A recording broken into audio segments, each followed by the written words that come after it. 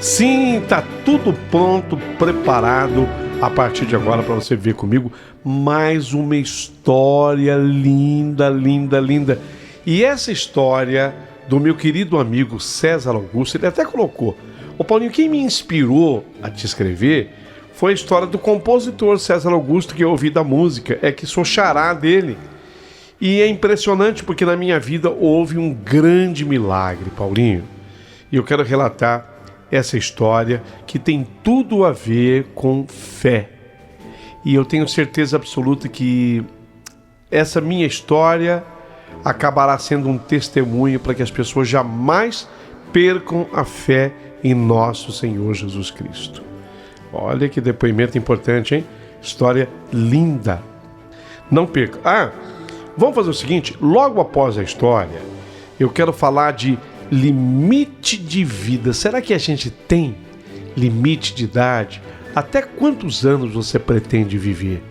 Será até quantos anos que viveremos cada um de nós? Por exemplo, passar de 100 anos já não é mais uma coisa tão rara hoje. Viver até 110, viver até 122 anos é possível. Eu gostaria de dar essa resposta para você. Quando terminar a história, não perca, tá? Você segue comigo que nós vamos tratar desse assunto, trazendo histórias de pessoas que ultrapassaram a barreira do 100.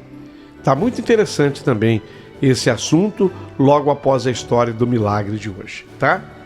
Viver bastante já seria um milagre, um presente maravilhoso de Deus? Não perca. Ô Paulinho, me conta aí, como é que eu faço? Eu quero ser membro do seu canal. Posso? Pode e deve, como fez a Adriana Xavier. Já era nossa assinante e voltou a ser, né, Adri? Adriana, muito obrigado, um beijo pra você. Vinícius 2000 Coba. Alô, Vinícius 2000 Coba. Há um dia atrás virou assinante e é VIP. Vinícius 2000 Coba, muito obrigado, Vinícius. Que força que você me deu. Alô, Cida Vieira, voltou a ser a nossa assinante há 3 dias atrás. Ela é prêmio a Cida. Ô Paulinho, quero fazer como Vinícius Coba ou Vinícius 2000 Coba fez.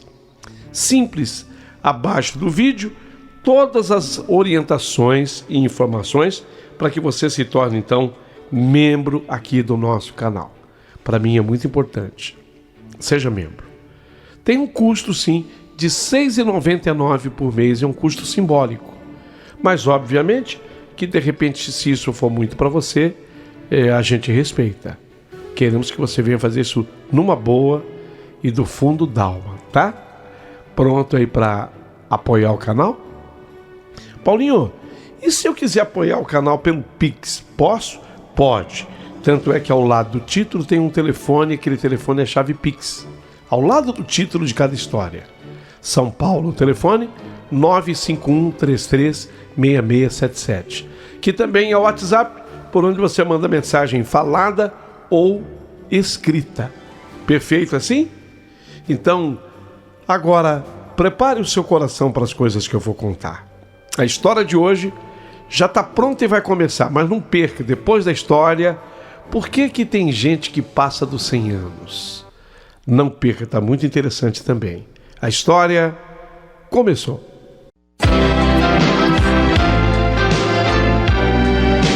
Rádio Emoção, Paulinho Boa Pessoa. A verdade de cada um.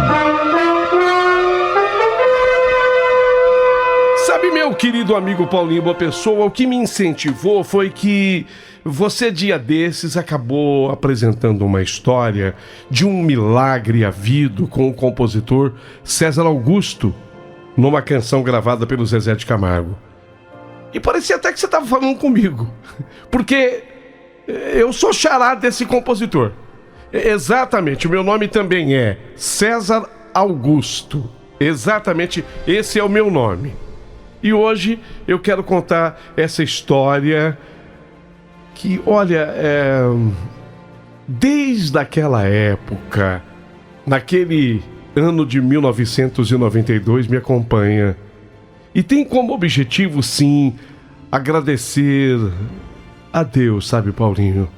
Honrar o seu nome. Deus não precisa que eu faça isso, eu tenho certeza. Mas isso é apenas a manifestação da minha gratidão. Eu quero contar nos detalhes a história para que vocês acompanhem. Eu me encontrava no auge da minha adolescência. Eu estava com 16 anos de idade. Eu chamo 16 de o clímax da adolescência. Eu e a minha família morávamos na cidade gostosa de Jundiaí, muito conhecida como a terra da uva, a festa da uva. Jundiaí, tão pertinho de São Paulo. Era uma quinta à noite e já passava das 10h30 da noite. Eu saí para a rua a fim de juntar-me a alguns amigos meus com os quais eu estava acostumado a ficar conversando na esquina. Sabe a esquinona? Eu não sei se alguém que esteja ouvindo já teve no bairro a tal da esquinona ou esquinão. Aquela esquina que você reúne a galera, senta ali. E normalmente tem um lugar para sentar. No nosso caso, foi um antigo vizinho que construiu, sabe aqueles bancos feitos em concreto? Ele fez na calçada mesmo, no passeio público. O banco era antigo, nossa, de outras épocas, de outro tempo. Já estava todo pichado. E a gente adorava sentar ali, no esquinão, ficar conversando. Um conta uma piada, outro conta uma coisa. A gente até paquerava, porque reunia ali menino, menina. Era legal. E às vezes a gente ia estendendo o tempo, sabe? Esquinão. Naquele dia em especial, nós, além do esquinão, saímos também de bicicleta. Nós íamos com as bikes e de vez em quando um cismava de dar uma volta. Saímos com as bikes, eu e mais 2 amigos. Decidimos nos divertir com as bicicletas pulando umas tampas de bueiro. Destas que nós encontramos em quase todas as ruas da cidade. Eu sei, tem gente que está ouvindo, está falando, eu entendo, coisa de moleque. Coisa de quem é jovem. Aquela brincadeira. Então, a gente se saiu fazendo isso pelo asfalto. Meu irmão, o Douglas, então pequeno ainda, com 11 anos de idade, ele brincava naquele momento com alguns pedaços de madeira, arremessando-os para o outro lado da rua. Mas em determinado momento, obviamente, sem qualquer intenção para o mal, por não haver percebido que eu me aproximava com a minha bike, uma das madeiras que o garoto lançou veio na direção exatamente minha, da minha trajetória.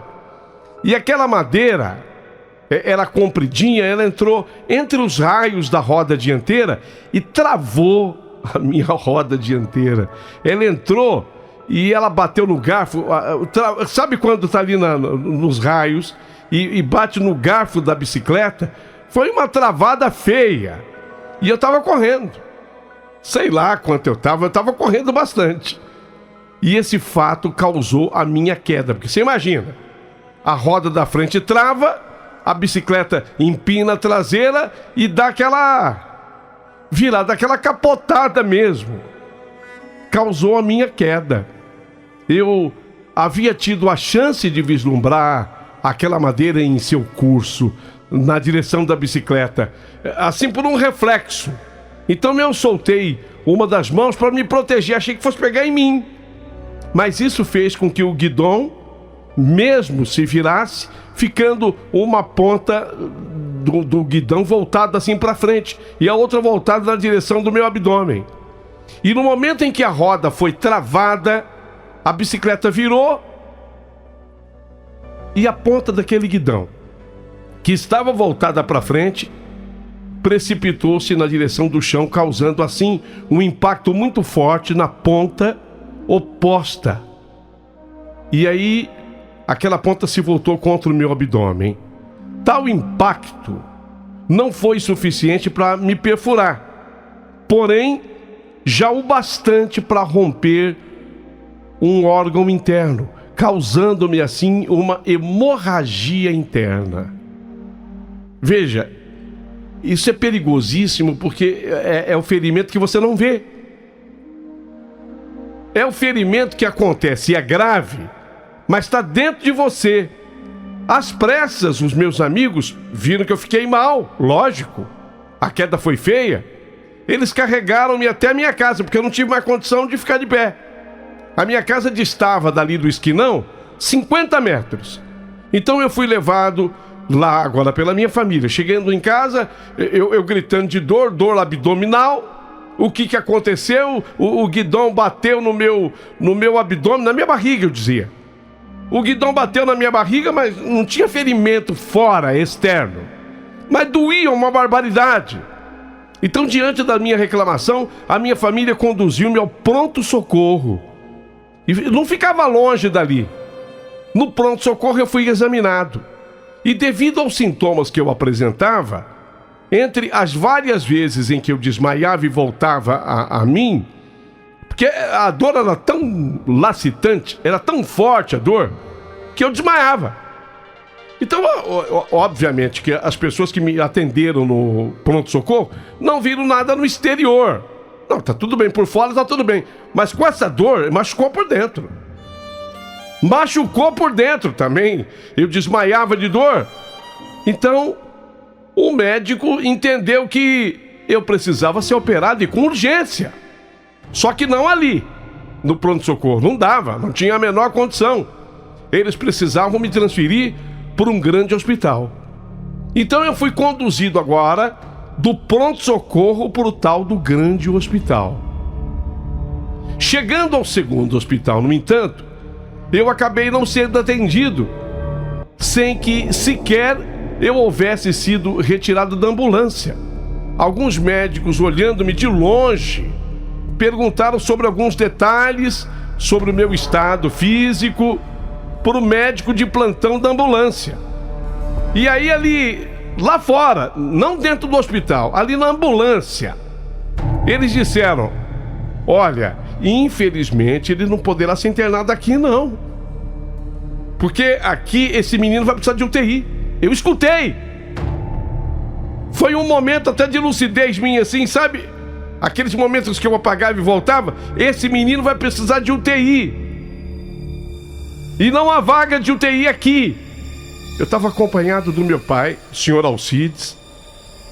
E aí meu pai se viu obrigado a aceitar que eu fosse levado para um terceiro hospital, mais ou menos próximo do local, de onde, inclusive, a ambulância era. Mas devido ao tempo considerável que se passara desde o início do meu problema, porque veja bem, eu caí lá no esquinão, 50 metros da minha casa, fui socorrido pelos garotos, me levaram, um segura daqui, outro na perna, outro no braço, me levaram. Vou pro pronto-socorro, não fico. Vou pro segundo hospital, não fico. Fui conduzido ao terceiro hospital. Só que ninguém via, mas eu estava com uma hemorragia dentro de mim. Não era um ferimento para fora, era lá dentro. Agora, eu estava correndo o risco de morrer. E a qualquer instante. Porque o sangue estava vazando dentro de mim. Chegando ao terceiro hospital, eu fui levado imediatamente à sala de cirurgia. Após eu receber anestesia geral, os doutores abriram-me e detectaram que o forte impacto havia lesado seriamente o meu fígado, o guidão, e que eu precisava ser atendido com urgência. E os médicos, eles precisavam ser rápidos, porque muito tempo havia se passado desde a minha lesão até o começo da cirurgia. Então, eles imaginaram o seguinte: dos 4 a 5 litros de sangue que um ser humano em geral possui, devia ter ficado na minha veia, nas minhas artérias, 1 litro e um pouquinho. E foi exatamente por isso que eu acabei pouco tempo após o início da cirurgia, eu tive uma parada cardíaca. 16 anos. Pergunte a qualquer médico da tua família o que significa uma parada cardíaca quando se tem 16 anos.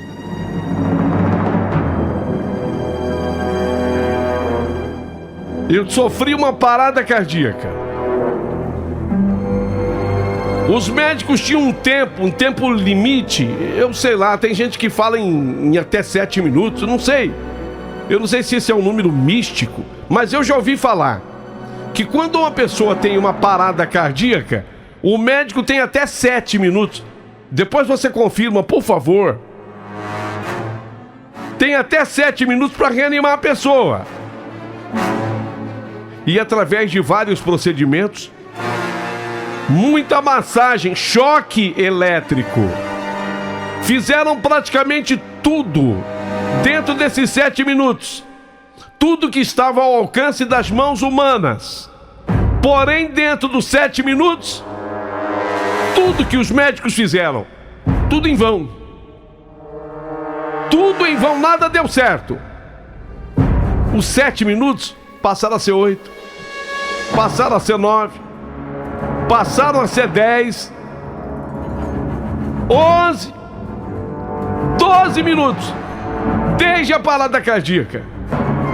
Os doutores, quando deu 12 minutos,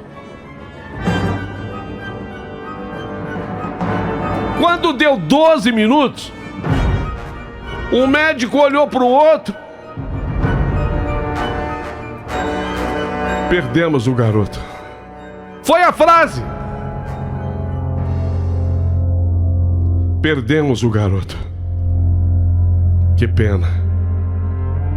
Hemorragia violenta. Hemorragia violenta. Perdemos o menino. 12 minutos, o coração parado. Ô Paulinho, boa pessoa, se puder, depois pergunte ao médico o que isso significa quando se tem 16 anos.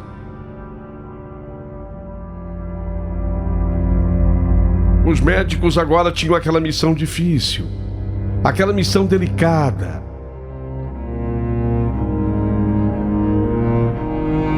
O médico-chefe da cirurgia ordenou e entregou à enfermeira-chefe a responsabilidade de passar para o meu pai a triste realidade. Era tão triste a notícia que ele próprio não quis dar. Deixou para a enfermeira-chefe. Após haver ela explicado todo o meu quadro clínico, desde a minha chegada, ele já chegou aqui, porque o hospital, lógico, ele quer atenuar a sua responsabilidade. Ele já chegou aqui muito mal, deveriam ter atendido no primeiro lugar que ele foi. Sabe aquela história? Fizemos tudo o que era possível para reanimar. Ela acabou por informar pro meu pai que, infelizmente, eu estava morto.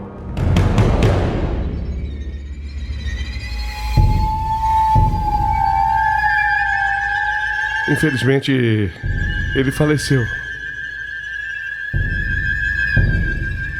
Você imagine meu pai. Qualquer pai, imagine como ficaria. Meu pai quase morreu. Meu pai quase morreu com a notícia. Mas agora ele ainda tinha aquela dor de comunicar o restante da família, porque ele próprio não tinha essa condição para providenciar o meu funeral. O choro, o desespero foram inevitáveis, e em meio àquele terrível sentimento de perda, enquanto pensava em como dizer tal coisa ao restante da família, meu pai não entendia como aquilo poderia estar de fato acontecendo. E então ele começou a meditar sobre a causa de tudo aquilo. Meu pai foi um cristão temente a Deus, E agora ele estava ali, pensando e chorando. Papai chegou à conclusão de que jamais deveria ter se afastado de Deus na sua juventude. Sabe, a pessoa começa a se culpar.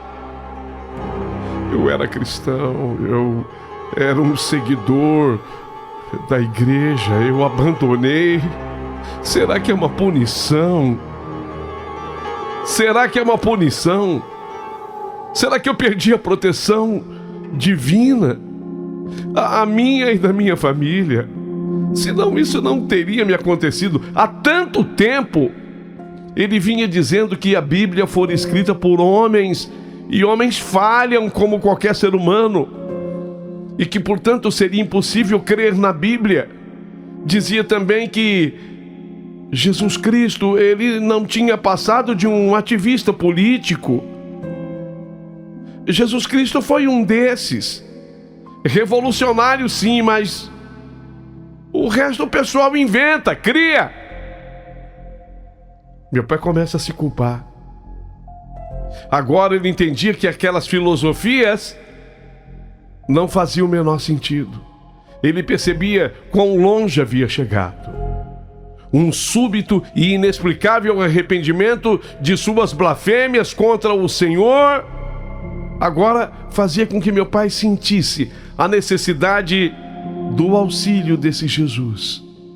Ele reconhecia a magnitude de Deus. Agora sim, nesse momento desesperador, seu coração clama ardentemente pelo Salvador e Senhor do impossível. O nome dele é Jesus. O Senhor notou o anseio de um pai aflito e atingido pela morte, e entre o arrependimento e o desespero completo, Jesus Cristo deve ter visto meu pai uma ovelha perdida, clamando em dor, mas disposto a voltar. Seu aprisco, após haver recebido uma lição que nunca experimentara durante a vida inteira, apesar de tantos convites divinos. Cristo faz isso, entra em ação e muda totalmente o curso de nossas vidas. Utilizando como seu instrumento um doutor cardiologista, além, é claro, de atuar diretamente em mim como doador e mantenedor da vida. Ele ofereceu-nos, a mim e a minha família, uma amostra do seu poder e misericórdia. Jesus fez isso. Chegou num hospital um cardiologista. Naquela hora. Vocês vão entendendo, por favor. O cardiologista não foi chamado por minha causa, não. O cardiologista, ele apareceu no hospital já tarde da noite, porque um paciente dele tinha sentido algum sintoma e estava indo para lá. Observem o que é o agir de Cristo, o que é o agir de Deus. Então esse cardiologista, ele não deveria estar no hospital, mas ele foi. Foi para atender um paciente. Uma paciente não tinha chegado ainda. Ele começou a andar pelo corredor do hospital. Foi quando, andando pelo corredor do hospital, onde eu tinha falecido, eu tinha morrido, ele viu aquela correria, aquela tristeza, aquelas lágrimas. Vocês não vão acreditar.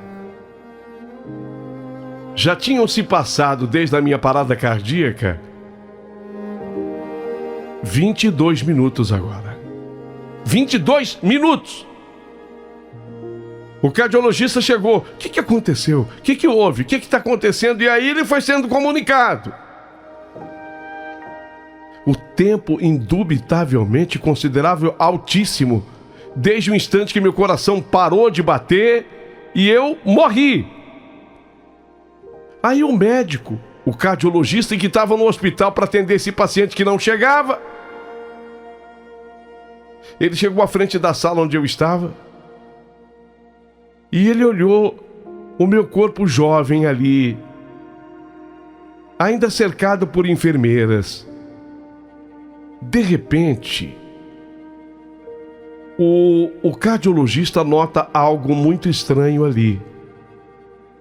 Ele percebe o tremor e alguns espasmos no corpo daquele garoto de 16 anos. Ele percebeu espasmos e tremores. Mas ainda assim, isso também é natural de uma pessoa que acaba de falecer. Só que para ele não foi normal, não. Com a sua experiência de cardiologista, ele levou um susto com aquilo. Era como que se o próprio Jesus me tocasse, fazendo-me tremer, a fim de que o doutor visse que a vida novamente estava em mim.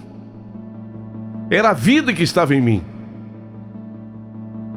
O doutor, quando viu eu tremendo e tendo espasmos, doutor, gritou por socorro, ao mesmo tempo em que correu na minha direção. Ele gritou: socorro, a vida, socorro a vida, a minha vida.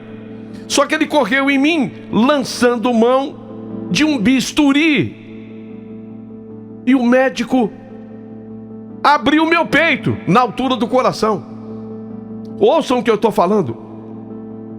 O cardiologista, sabendo que eu estava morto, mas tendo espasmos e tremendo, ele correu com bisturi e abriu o meu peito na altura do coração. Em seguida, ele enfiou uma das suas mãos por entre as minhas costelas e ele agarrou meu coração e ele começou uma massagem direta no coração, apertando o coração, estimulando o coração, mas ele fazia com a mão como se fossem os batimentos cardíacos. Ele sabe como isso ocorre. Ele era um cardiologista muito experiente, 31 anos de profissão. Ele começou a apertar o coração, estimulando o coração a bater, mas simulando as batidas cardíacas. Quando o restante da equipe médica chegou correndo, já me encontrou vivo novamente, graças à intervenção de Jesus Cristo e o auxílio daquele cardiologista.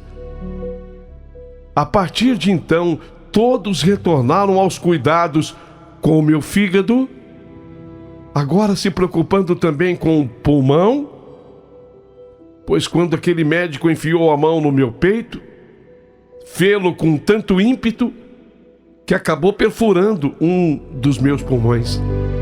Foi com a própria mão dele. E essa última lesão causou 2 paradas respiratórias no decorrer dessa cirurgia, a qual durou, a partir daí, 7 horas. A partir daí começou a cirurgia, mais 7 horas. Mas agora, o médico-chefe era Jesus. Eu vou repetir. Mas aí, a partir daí, o médico-chefe era Jesus. E, portanto, estas outras paradas jamais poderiam levar-me à morte novamente. Ao término da operação, um dos médicos perguntou ao meu pai, que já havia sido informado do meu milagroso retorno à vida, se ele confiava em Deus. Não foi o cardiologista, não, foi um outro médico. Ele sai e disse assim para o meu pai: eu vi acontecer hoje um milagre aqui. O senhor é o pai? Sim. O senhor acredita em Deus?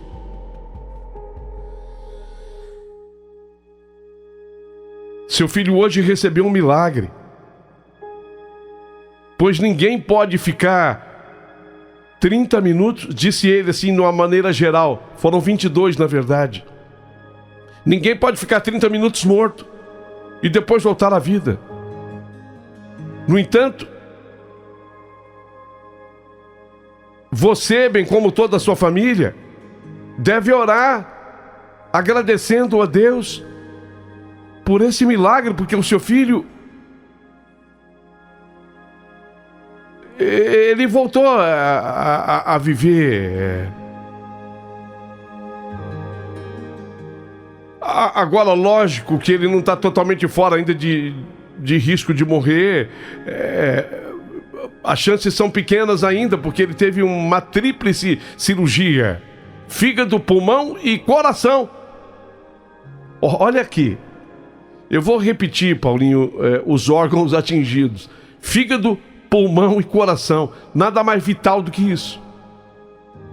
Pergunte ao médico. 1% somente de chance de viver numa situação dessa. Mas seguiu o médico, continuou o médico, meu pai. Porém, o que eu posso dizer com convicção, baseando-me na minha experiência como médico, ele não tem nenhum por cento de chance de voltar a ser como ele era antes. Porque ninguém pode ficar 30 minutos sem oxigênio no cérebro. É óbvio que ele vai ficar com sequelas. Talvez ele volte, mas no estado vegetativo. O senhor está me entendendo? Mas pelo menos vai viver. Meu pai foi autorizado então a visitar-me na UTI. E ao me ver, meu pai ficou chocado com o meu estado. Vários drenos instalados em meu corpo, entre os quais um no fígado, outro no pulmão, a fim de que fossem expelidos os resíduos líquidos acumulados.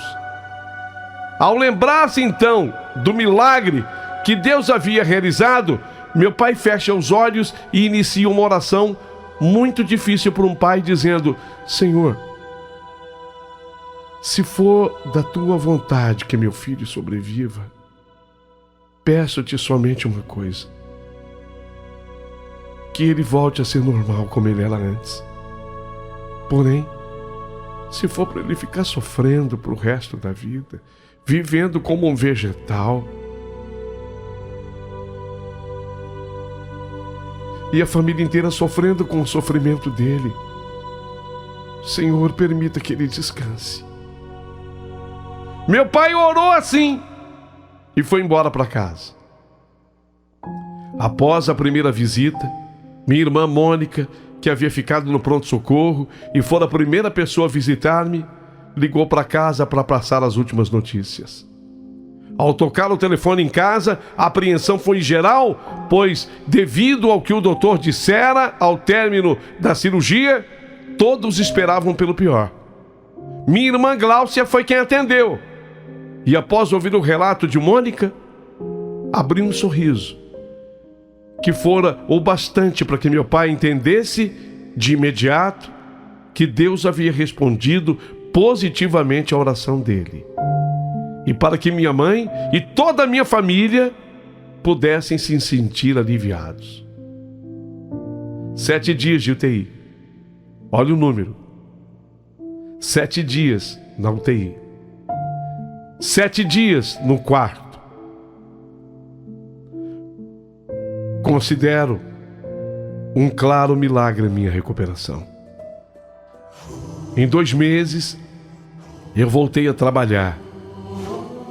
Entre 5 a 7 meses, eu estava começando a ensaiar a volta prática de alguns esportes. Não perdi nem aquele ano letivo. E o mais importante foi que em 7 meses, me batizei na igreja, que meu pai sempre frequentou. Eu não vou citar o nome aqui, porque não foi a igreja. Foi Jesus.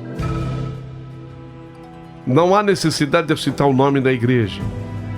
O pastor não me pediu e nem eu faria, porque foi Jesus.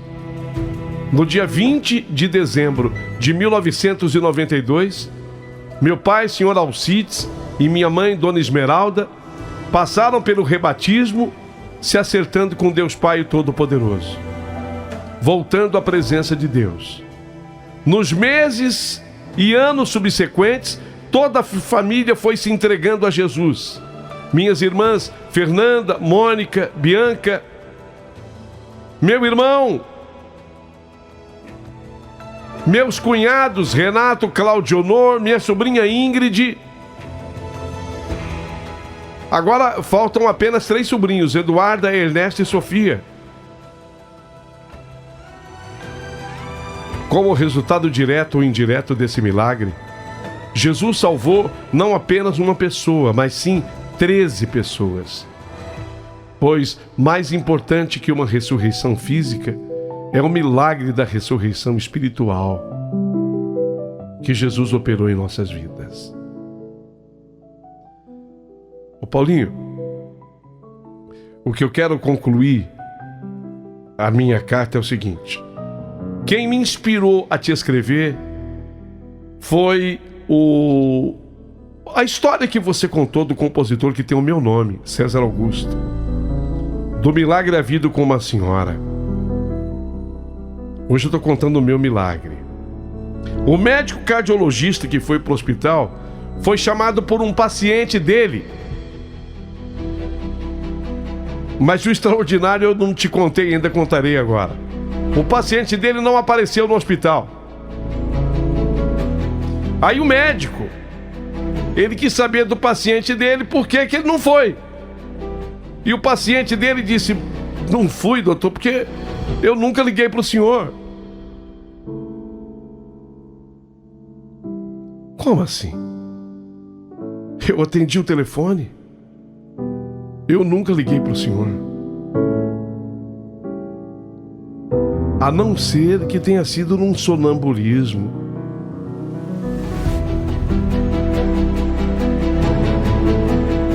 Não, eu sei que não foi sonambulismo. Eu sei que foi Jesus. Após 33 anos, eu estou com quase 48 e casado com a Marta. Eu conheci no ministério a Marta, inclusive. O nosso encontro foi uma verdadeira obra de Deus. Marta, para mim, hoje é uma grande mulher, cheia de amor e sabedoria. Desde o primeiro dia que trocamos olhares, eu senti que ela era a minha alma gêmea. Juntos vivemos na santa paz, sempre servindo ao Senhor com alegria no coração. Nossa união é um testemunho vivo de como Deus pode unir pessoas que têm propósitos semelhantes. Temos 2 filhos maravilhosos e abençoados.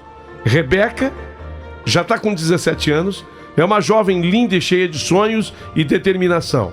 Ela é um reflexo da fé que cultivamos em casa.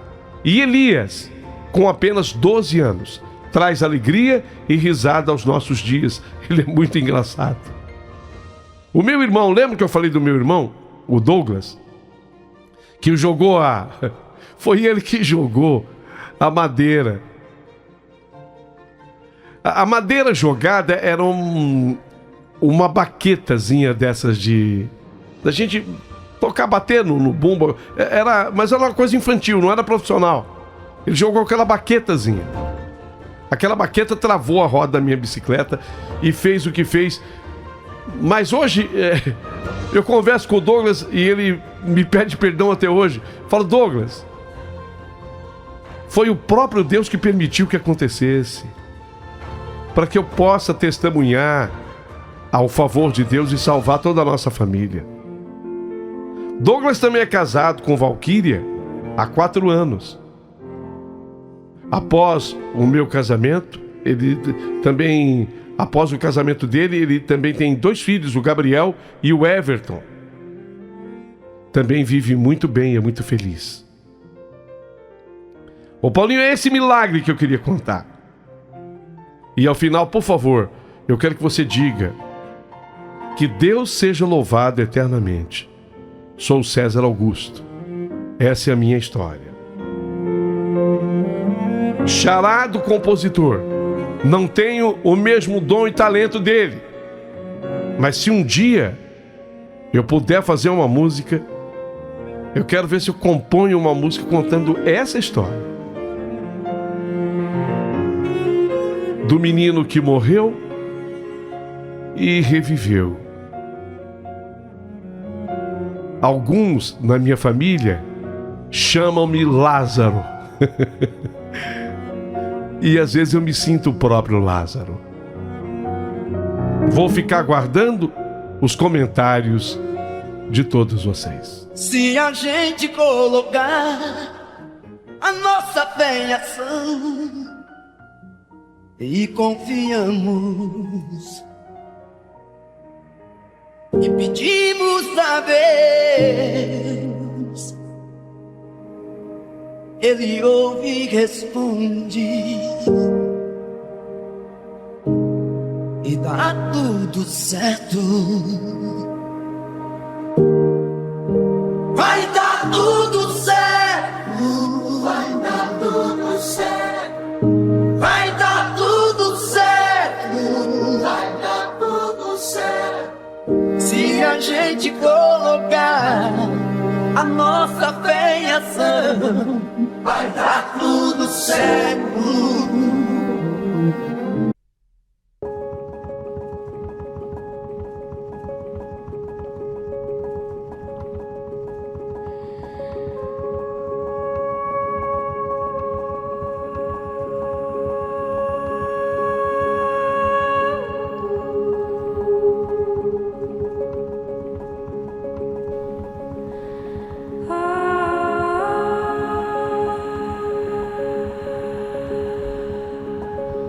Muito bem.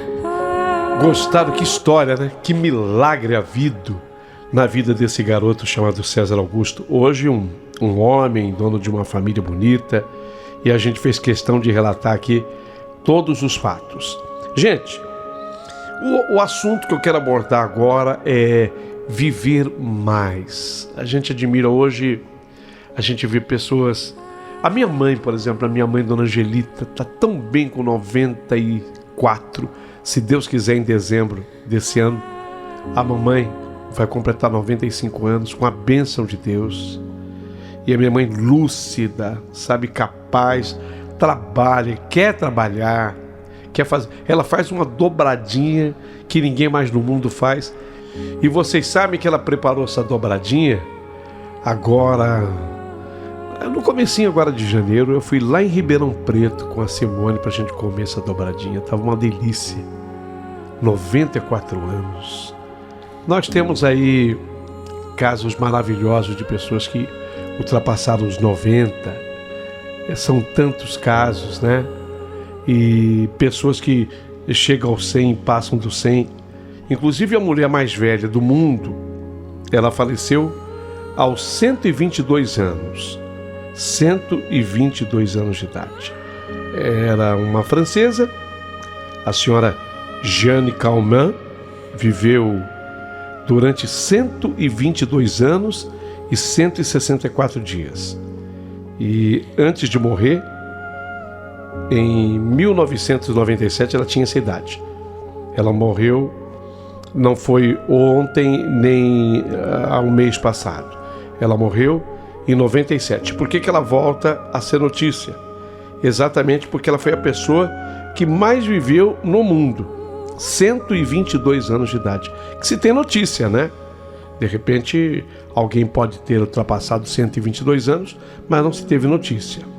Sua longevidade fez essa senhora entrar para o livro dos recordes.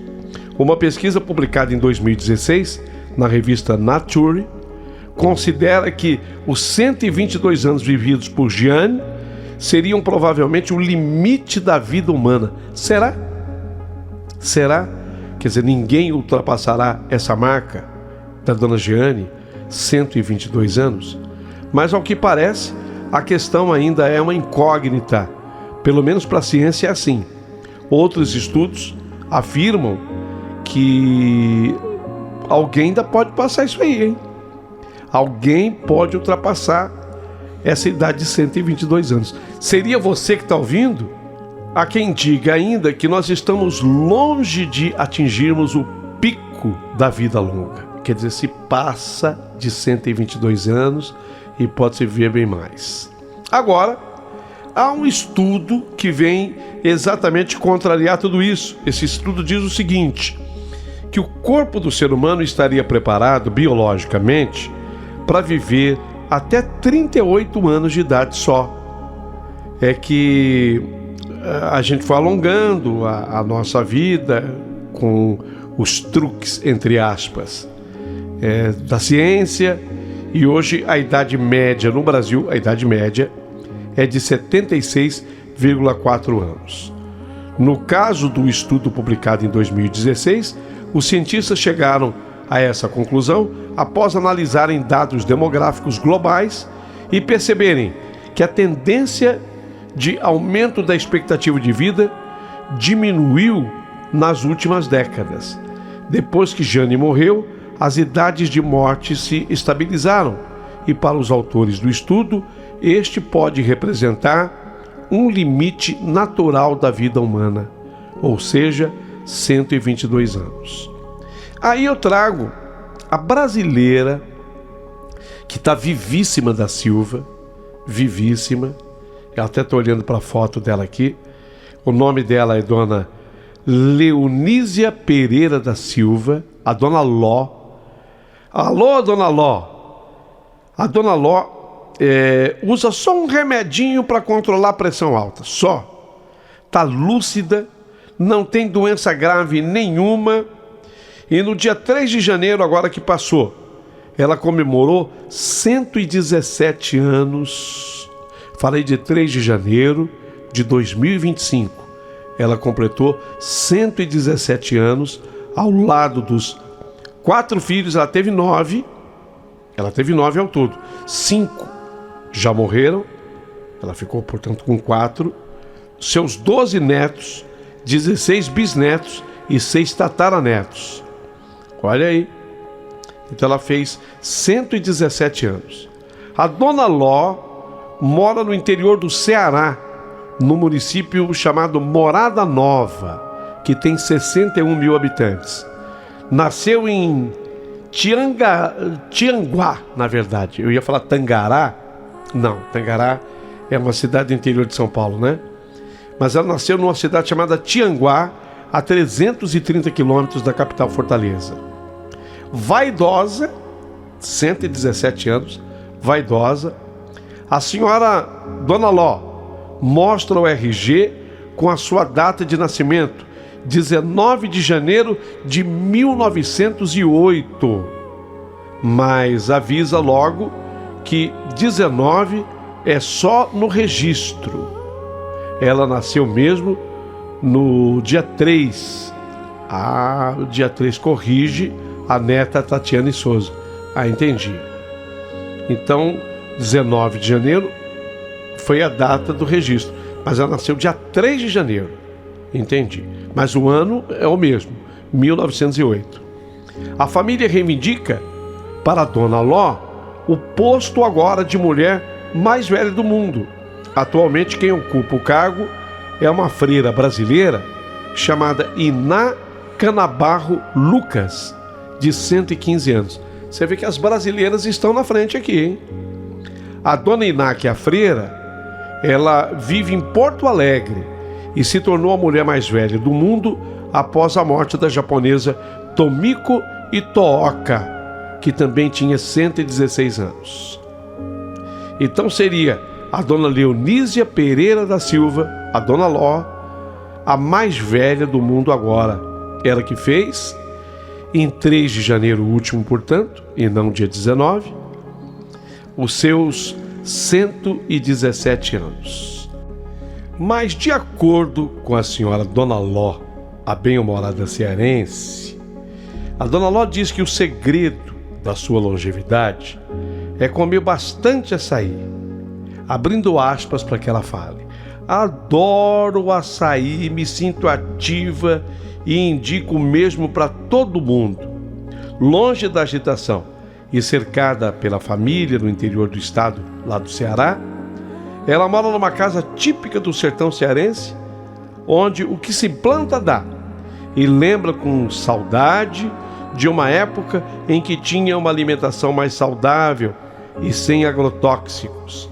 Eu me lembro de ajudar os meus pais no campo. Nosso alimento era retirado da terra limpa e sem veneno. saudades de andar com os meus irmãos a cavalo. Tudo era mais difícil, mas ajudava a gente a viver mais. Comam açaí, porque açaí faz bem. Ei, Dona Ló, obrigado pela dica, senhora também. Ser reconhecida como a mulher mais velha do mundo, ao contrário do que parece, não é tão simples. É que não basta só mostrar o RG. É primeiro passar por uma verdadeira investigação. Ah, entendi. A saga começa pelo contato com a organização Longevity Quest, referência no mundo no mapeamento de centenários. Eles investigam os casos, analisam todas as documentações e etc.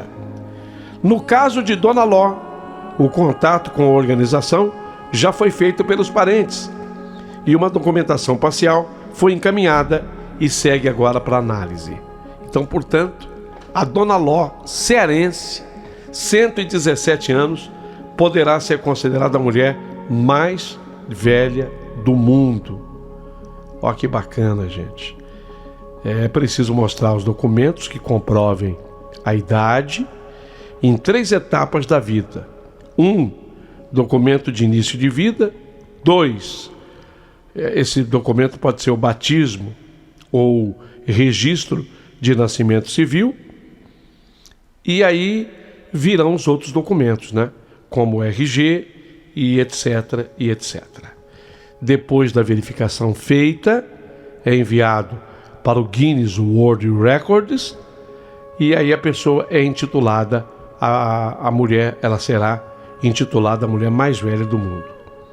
Já o senhor João Marinho Neto, 112 anos, deixa eu ver de onde vem o senhor João.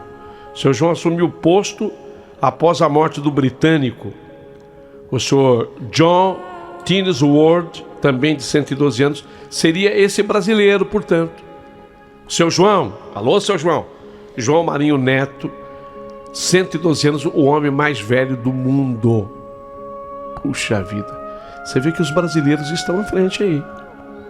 Temos a senhora Freira, em Porto Alegre, Dona Ló, no Ceará, e o seu João agora com 112 anos.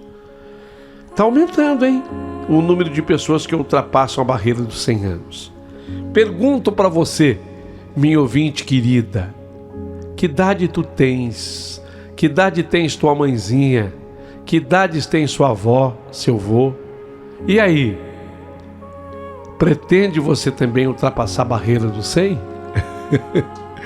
Seria importante para você? Ou viver muito para você é bobagem? Deixa aqui o teu comentário. Eu aguardarei as opiniões de todos vocês.